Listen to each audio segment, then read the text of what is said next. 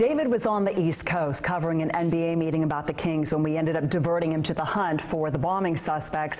And he and our photographer, Robbie Beeson, ended up being the closest crew as Dzhokhar Tsarnaev was surrounded and then eventually arrested. So, David, talk about that incredibly tense scene. You watched it all unfold. That's right. We had just arrived in Watertown, so this little community outside of Boston. And actually, they had just given the all clear. The police had said that people could finally start coming out of their houses after being told that they needed to stay inside during the hunt. And it was just a few minutes later that we started to hear bang, bang, bang.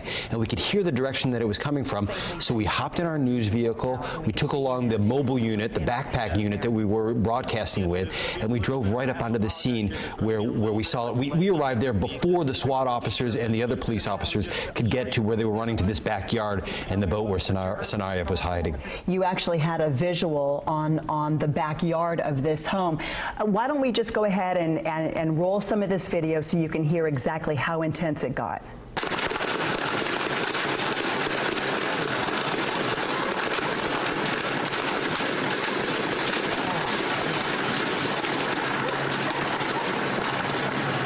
Of all the things that I've covered, I have to say that was one of the most intense evenings I've ever had in journalism.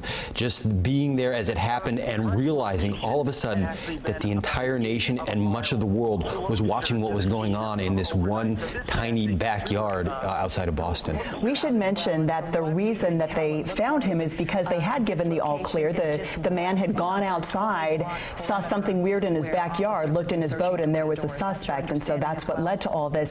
In addition to the gunfire that we just heard, you also heard these crews on a bullhorn giving instructions to Tsarnaev. That's right. We were about 100 yards away from the very first frontline SWAT officers, so we could hear them calling out to him, "Give yourselves up. We have medical attention waiting for you.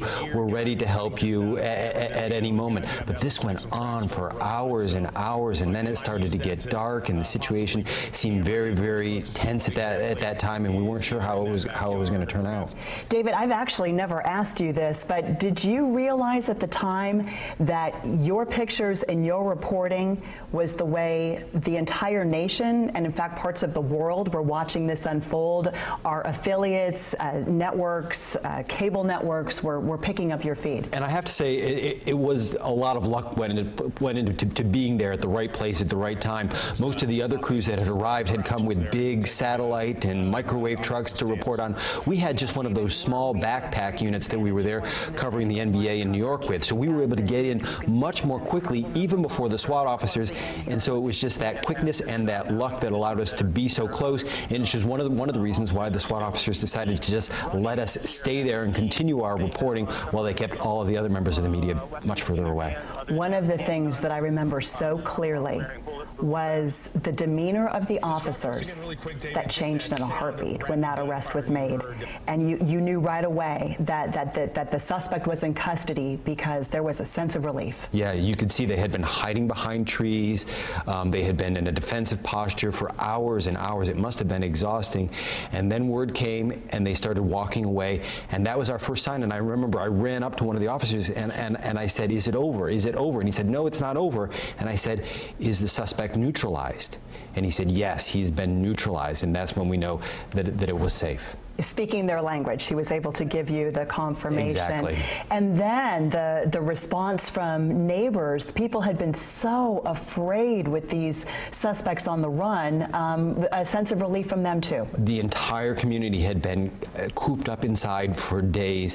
They were finally able to come outside, and even though it was after dark, people were just applauding along the side of the streets as the officers brought the suspect out. You showed that to us. Let's go ahead and roll some of that video as well.